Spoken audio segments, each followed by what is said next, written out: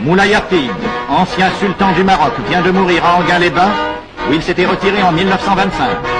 Voici l'ex-souverain au studio Pathé Cinéma à Vincennes en 1912.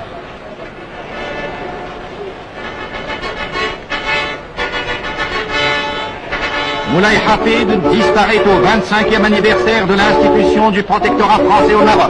C'est après, dans son palais, que fut signée par lui le 30 mars 1912 la convention franco-marocaine.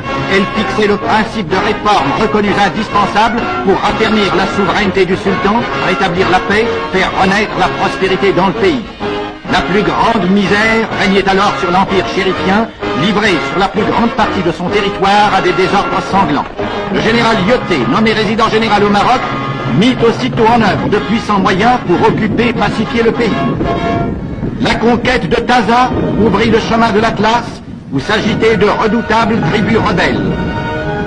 L'occupation de Taza permit aussi de réaliser la liaison avec l'Oranie par chemin de fer à voie étroite.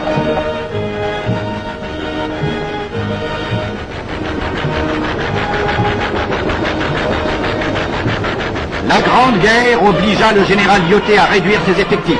Il réussit quand même à maintenir le calme dans ce pays naguère encore déchiré par des conflits sanglants.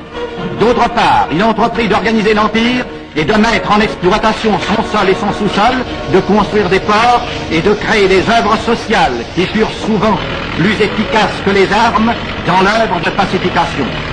Aujourd'hui, les ports marocains, dotés d'un puissant outillage moderne, reçoivent annuellement 3800 navires. Plusieurs barrages ont été construits pour l'irrigation et l'électrification du pays. Cette électrification se développe à un rythme accéléré. De nombreux trains sont mus électriquement. Le réseau de chemin de fer en service atteint une longueur totale de 2700 km et des lignes nouvelles sont en voie d'achèvement. Les ouvrages d'art d'une hardiesse qui fait honneur au génie français ont été construits.